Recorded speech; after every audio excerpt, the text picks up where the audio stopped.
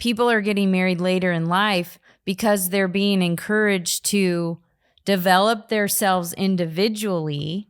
And she said, and it's not really about waiting till you're ready to get married, but she said what people are waiting for is that they're at a stage of life where they're ready to get divorced.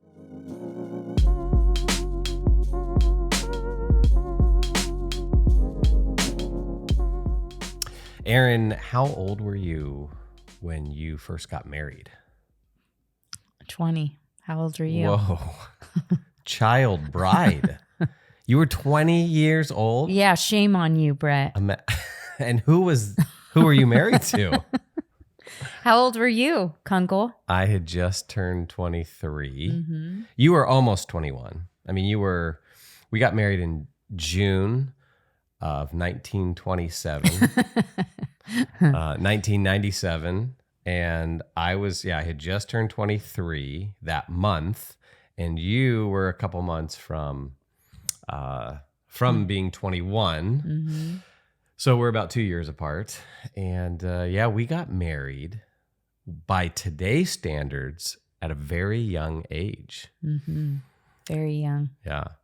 And so we were, I think even in that day, which was 25 years ago, back in the day.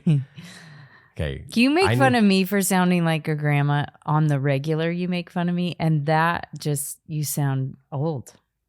So I just want to make fun of you and just give you a little bit back. But thank you. Back in the day, I mean, who says that, Kunkel? Grandpas say that.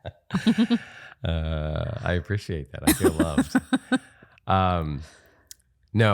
Back in our day. No, when we got married, though, that was still considered young. Mm-hmm. And so we were outliers. We were rebels. We were. But what we find today, right, and this is according to U.S. U.S. Census data. The median age at which American men get married now is 30, and the median age of women is 28. Mm-hmm. And what we've seen over the last 25 years is that number continues to creep up. And so people are delaying marriage. They're getting married for the first time at older and older ages. And so that's what we want to talk about today, and particularly in light of our kids, right? Because we have these kids who we love and care about, and some of them are going to get married.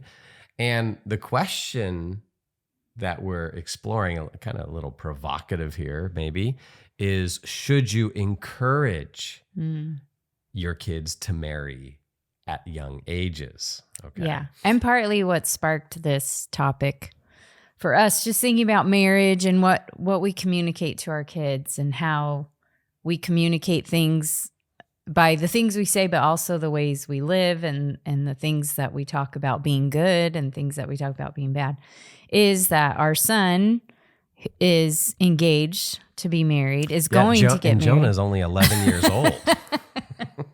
Oh my gosh. It's crazy, we still have but a lot. We hold a radical view on this. 11 years old, okay. Oh my gosh. Wow, someone could clip that and it would sound really bad. No, the other son we have. Oh, Micah. He's 21. He's 21. We still have a lot of work to do on the 11-year-old. So, no, but our 21-year-old son is engaged and to be married in May. So he'll be almost 22 when he gets married. And his wonderful fiance is 20 and she'll be almost 21 when they get married, like I was.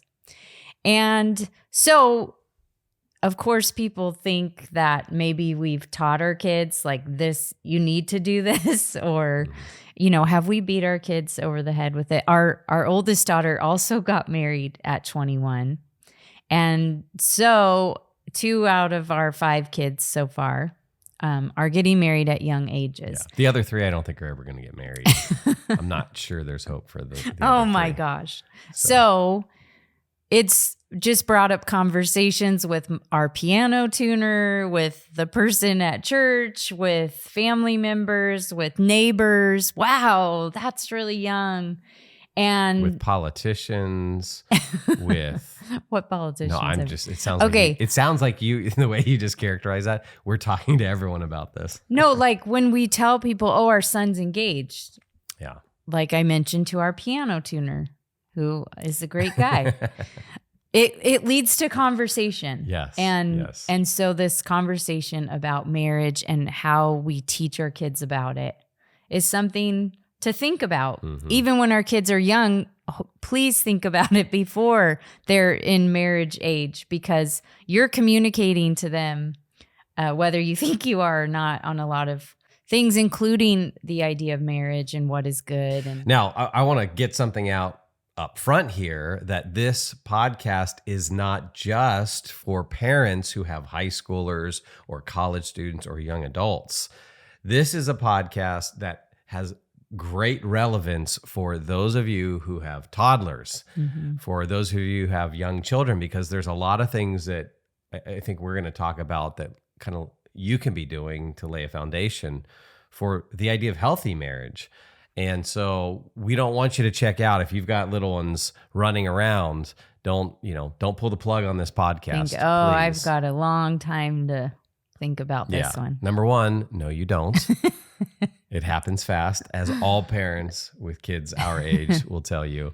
And number 2, there are so many important things that you can be doing now at the very young ages. So, so this is relevant for anyone who has kids that are unmarried.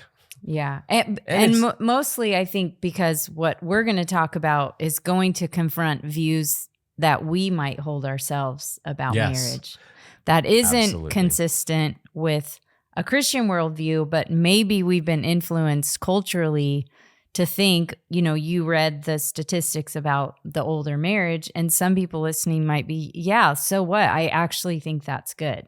Yeah. And so let's talk about that just as Christian people. And then, of course, because these ideas we have are going to come out with our kids and how we teach them. Yeah. And certainly our argument isn't going to be you shouldn't get married when you're older. I'm just what you just said there. I can just imagine, you just feel there's like all in kinds this day and age, I know. No matter you say one thing, you affirm something and you exclude someone else, you're not inclusive, right? Then someone takes offense to that. No, we're saying marriage in general is a good thing, but we want to look at this question of what about young marriage in particular? Because there's some conventional wisdom here, I think, in the culture. In fact, I want to read from an article that was quoting a New York-based clinical psychologist. Her name is Dr. Laura Friedrich. And I actually have never heard of her before. I don't know if she's a prominent psychologist. She's being quoted in this article, but I think why I want to read it is it represents, I think, the common view, the conventional wisdom here. And this is what she says in terms of later marriage. And this is her explanation for the U.S. Census data about, people waiting and delaying marriage. She says this. She says, we're realizing that the brain doesn't fully develop until people are around 25 years of age, which is very different from how people used to think about adulthood, which was 18 or college age. Okay, let me just pause there. There's a lot, there's appeal. You want to make these appeals to scientific evidence to back up your claims, which can be a good thing. But let's just pause and think, okay, even if the brain isn't fully developed until 25, what follows from that, right? I think that's the question that we want to ask. Does it follow that young people are not ready for this? Right. So you want to, as you hear claims, just logically, whenever someone makes a claim or appeals to some evidence, you want to ask what follows from that. And so what are the conclusions we can draw from that? And then kind of look at what they're going to say. And so we'll get to some of that, but I want to help us think critically as we, dive into the claims Yeah. of a secular And culture. you think about if it is just dependent on brain development and it doesn't fully develop till 25, the what follows, you could see how that could lead to, well, then should we not allow 20-year-olds to drive, to serve in the military? I mean, there's all kinds of things that we allow young people to do that we were all allowed to do at certain ages. So your what follows, I think, too, thinking about if we would say, yeah, so you shouldn't get married, it's a lifetime commitment. So then, but should then we also withhold all kinds of things that can have lifetime ramifications? Should we protect a 24-year-old from anything that would be a lifetime ramification? I think the answer would be no. But anyway. Yeah, and then you also just think about the idea that, okay, well, for most of human history, people were getting married, way before 25, and they did quite well, So it's not that brain development has changed, because it's been the same throughout human history, and so now we have this data. Are we saying, hey, what we realize is people weren't ready? Because we can look at cultures where there's much healthier marriages, or there are marriages that seem to thrive and stay together at much greater rates than ours. And now, okay, so that's going to get her into her conclusion, which, again, think about it. She's appealing. Her first appeal is to some of the brain science on this. And then what are going to be her conclusions? And it's going to seem like she's drawing the conclusion from that scientific data, which I actually think is not going to explain her conclusion. It's going to be something else that explains her conclusion. But okay, so here's what she says. So based on, this appeal, people are taking longer to find themselves, which is a good thing. By the time people are getting married, they have a better sense of who they really are, meaning they're more secure in their career and their sense of self the older they get. And that helps them make good decisions with their life partner. Okay, now this is where I think there's a mix, right? There's some true things here. As you get older, you can mature. And in your maturity, you can make wiser decisions. And so that's certainly something we're not discounting. But notice what she leads with. People are taking longer to find themselves. Well, okay, there could be a healthy sense of that, where it's like identity formation, right? It's pretty volatile when you're 12, 13, 14. And as you get older, your sense of identity continues to develop and grow, and you become more secure in that. But I think what I hear here is not just like identity formation, but when we talk about finding ourselves in current secular culture, it's really in a kind of an inward appeal to the self as an authority, to self-determine my path, my career, who I am, all of that stuff. So to find yourself, you go inward, and the self is the ultimate authority. This is what Carl Trueman talks about in his book, The Rise and Triumph of the Modern Self, or his condensed version, Strange New World. Right. And so that's, I think, what we're talking about. That's the language you hear in the culture. Oh, you gotta find yourself first. And that really is not a result, I think, of brain research. Right. That is the result of the secular thinking of our country. In fact, Brad Wilcox, who I believe he's the president of the Institute for Family Studies, IFS, and they are a reliable source of data. They do a lot of different studies. They look at the family and really what helps families, marriages, children flourish. But he was writing an article on young marriage, and he contrasts that view with how we typically view 20-year-olds. And, he's is saying that 20s are widely viewed as a time to have fun, with marriage coming later as a kind of a capstone to successful life, signaling you have arrived professionally and personally as an individual, and not a cornerstone designed to launch your common life together as a family. Right? So the view now is, hey, in your 20s, you're quote unquote free. This is when you want to have fun. This is when you want to travel. This is when you don't want to be tied down. This is when you want to develop your career, professionally. And then at the end of that, at the end of your own personal success, as a capstone to that, hey, get married. It's the cherry on top. Versus a view, hey, family and marriage, this was actually a cornerstone of developing all of that stuff. Yeah, I think the key to that really is him saying that you've arrived professional and personally as an individual.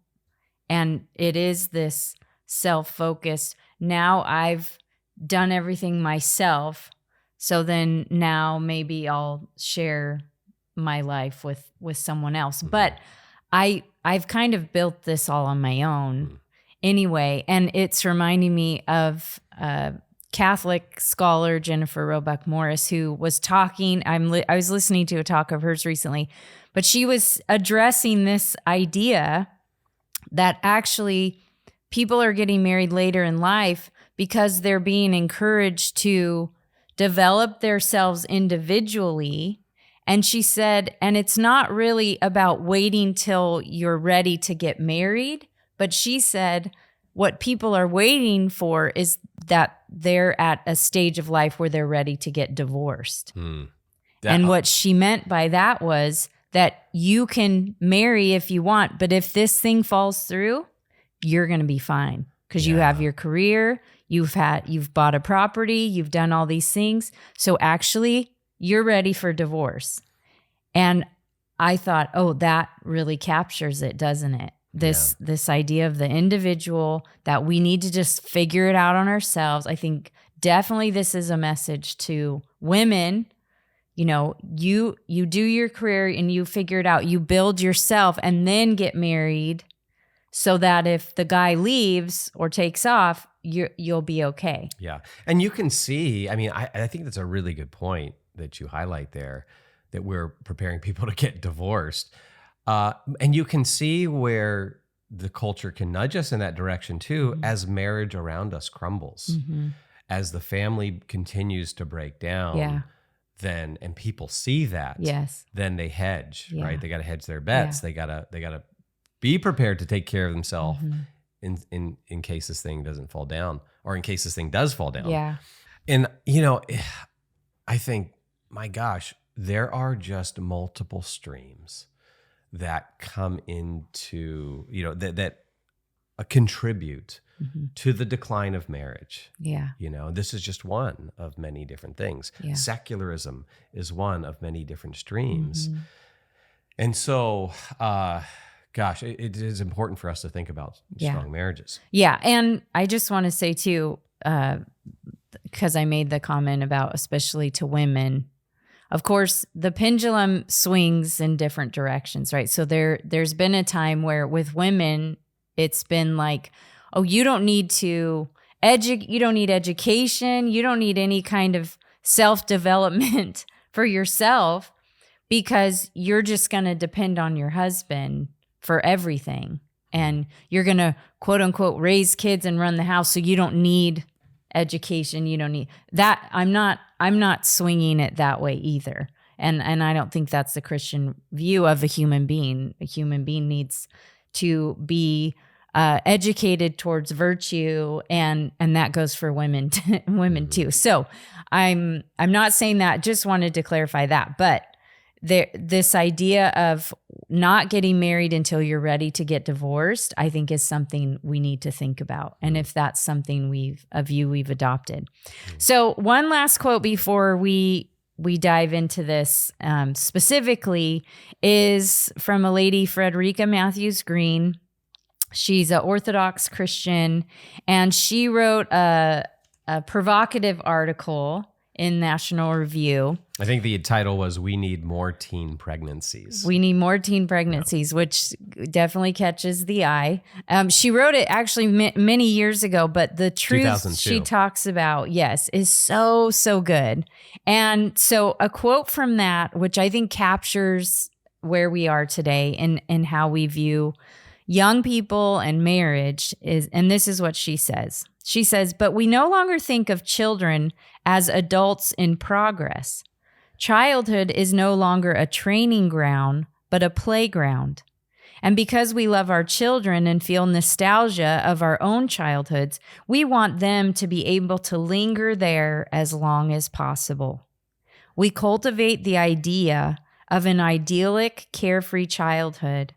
And as the years for education have stretched, so have the bounds of that playground. So that we expect even quote unquote kids in their mid to late 20s to avoid settling down. Again, it's not that people that age couldn't be responsible, their ancestors were. It's that anyone offered a chance to kick back and play will generally seize that opportunity. If our culture assumed that 50-year-olds would take a year-long break from responsibility, have all their expenses paid by someone else, spend their time having fun and making forgivable mistakes, our malls would be overrun by middle-aged delinquents." Yeah, I think what she captures there is just the influence of secularism. I mean, what is the explanation for later and later marriage? It's this kind of view that grows out of a secularism, right? Secularism in its kind of core sense is a world stripped of God. It's not a theistic world. It's not a world where there's a God who's designed things a certain way. Instead, man is the measure of all things. Man is the center of the universe, not some God that you worship and give your life to. And so we elevate man. And of course, in this day and age, right, meaning, purpose is all centered on us. And it's our human happiness that is most important. And I mean happiness in the very thin sense, not in the classical sense, not in the Aristotelian sense, right, of human flourishing, but in a very thin sense of pleasurable satisfaction. That's what we mean when we say secularism. I know we can throw that term out there a lot, but that's the view now. There's no God. I'm the center of the universe. And so therefore my needs, my wants, my desires are the pinnacle of life. They're what I'm aiming for. That's what brings me meaning. And so then, yeah, pleasure is king. And so you get this approach that says, hey, let's delay marriage. It can be hard. And then you got to think about kids. And yeah, we know when you have kids, you gotta, there's self-sacrifice there. And so you know what? Enjoy your life while you can. That's the message. Yeah. Because then the old ball and chain comes, right? And then, you have kids, and then you have to adjust your lifestyle radically. And you can't do all the things that you really wanted to do that really bring human happiness. And that's just a secular view. And we need to battle that and make sure that our view is being shaped by the Christian worldview, by biblical truth, by our theology. And that's obviously a key central theme of our podcast, is to constantly bring us back to the Christian worldview and to the scriptures to give us the proper view on reality. And so let's do that. Let's look at, obviously, so what is it that we want to communicate and pass on to our kids from Scripture? And the first thing I think is that marriage is good. That marriage is a good thing. Of course, the Scriptures start with a marriage, and in the book of Revelation, that ends with a marriage feast as well. So marriage throughout the Bible is presented as a good thing. Of course, in the beginning of the Bible, Genesis 1 is where God creates man and woman in his image. And then he says to them, be fruitful and multiply, fill the earth and subdue it, and have dominion over all the things. And so the first marriage is in Genesis 1, and it's presented as a good thing. This is before the fall, before sin entered the world. God made marriage, and he made the first family. Yeah, and so I think, we want to remember that this design is built into creation. Mm-hmm. Like, it's not post-fall. It's not after the fall. Like, God's saying, okay, in response to sin and the brokenness, all right, let's start families, and that's going to help us. No, this is pre-fall. And so this is his creational design. And if you think about it, and this is where it's important to not only know what, but to know why, and to think about the why, especially for the sake of our families, for ourselves, but for the sake of our families, so that we can explain the why to our kids. So when we say that marriage is one man, one woman, one lifetime, there's actually a rationale underneath that. Mm-hmm. And it's tied to what you read right there. It's tied to God's first commands to humanity. Mm-hmm. Be fruitful, multiply, fill the earth, subdue it, rule over it, have dominion over it. Those are the first commands that God gives to humanity, and you can't do that without God's design of one man, one woman. Mm-hmm. You got to have men and women to fill the earth, to multiply, to procreate. Mm-hmm. And then together you need men and women to build civilization and create culture. So that is God's design from the start. And we also have the rationale why. Mm-hmm. And I just want to say, we're talking on this podcast, we're talking about marriage and the goodness of marriage and the Christian worldview of marriage. I want to just say here that we are not elevating marriage above singleness, because we want to bring a Christian worldview to all the areas of life. And the Bible elevates singleness as well. And so I don't want it to come across like we're saying marriage is just this perfect, this idol that sometimes Christians can have the view that your life really isn't fulfilled until you are married. Mm-hmm. And that's not what we're saying. So we want to talk about the goodness of marriage without the assumption that we're saying singleness is bad. Yeah. And that's where, we definitely want to make sure we elevate both things. Mm-hmm.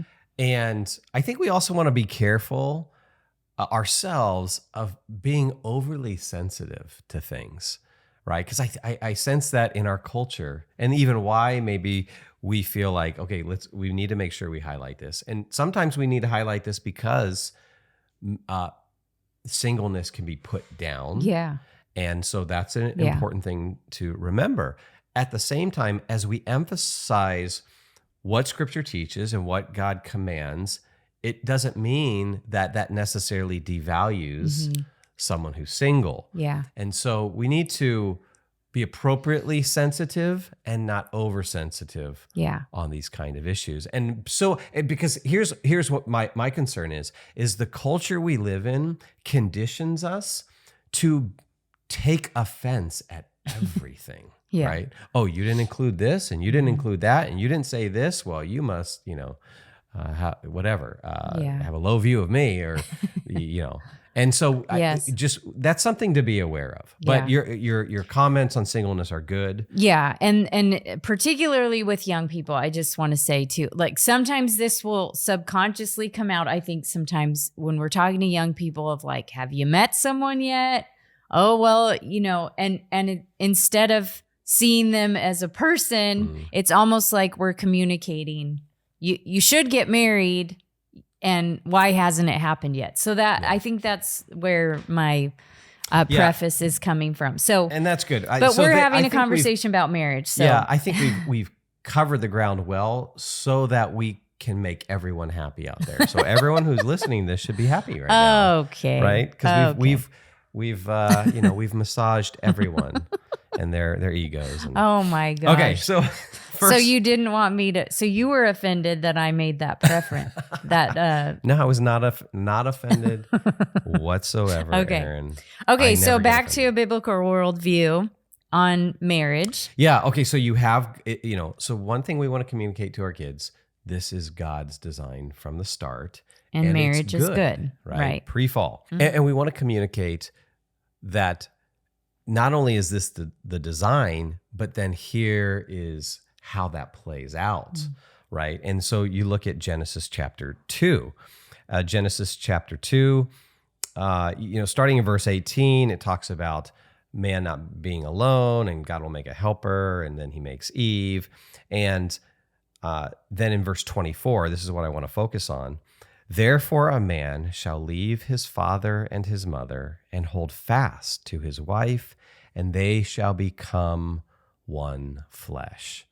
And so it's one man, one woman becoming one for one lifetime, this idea of one flesh and becoming one in really all aspects. So oneness is part of God's design for marriage as well.